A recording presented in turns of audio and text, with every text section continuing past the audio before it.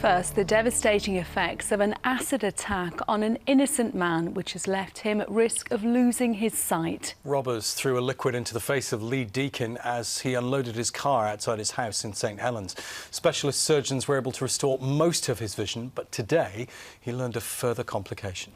As our correspondent Mel Barham explains, Lee now needs a cornea transplant. That's the surface of the eye to be able to see his children grow up. A warning, there are some parts of Mel's report you may find distressing. And it was like a burning sensation, but my eyes just completely went. I ran into the house. It was an attack that happened outside his own home. Lee Deakin was getting something out of his car when he had acid thrown in his face. I went straight to the bathroom and put the shower on cold, full blast, and just blasted my face with my eyes open and just kept on washing my face. But at that time, when I was washing my face, it felt quite jelly, from what I can remember, so I didn't know if it was like... Sorry.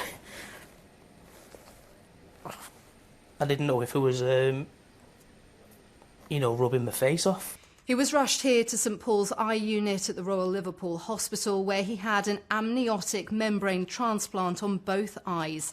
His surgeon says they were the worst injuries he'd ever seen, but he did all the right things, washing his face immediately. Well, I've been in ophthalmology for 33 years and a consultant for 24 years, and it's the worst I have ever seen.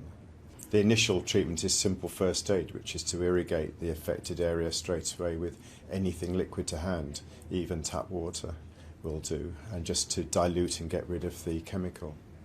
That initial operation went well. After weeks of being completely blind, he finally saw again for the first time.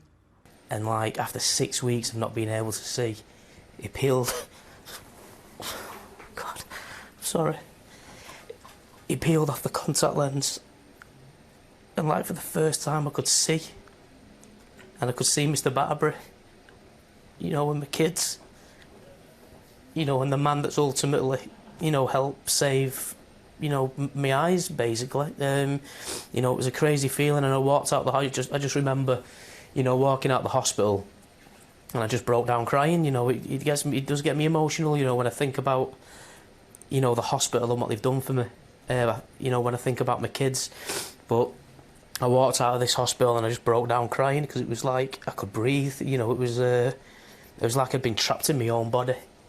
Today, Lee's learned there's been a deterioration in one of his eyes. He's now going to need a cornea transplant, but he has nothing but praise for the team here at the Royal Liverpool. I have no words for what you know, how much I appreciate that man. You know, it gets me every time, like, you know, every time, because of what he's done for me and what he is doing for me.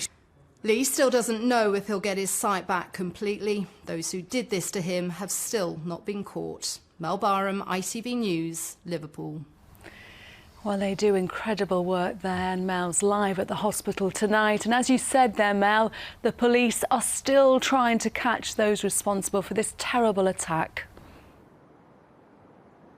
Yes, they've never been found. This attack happened back in April on Milton Street in St Helens, and police believe there were two attackers. It was the 14th of April, which was a Sunday night. It was about 9:15. As I say, they think there were two attackers.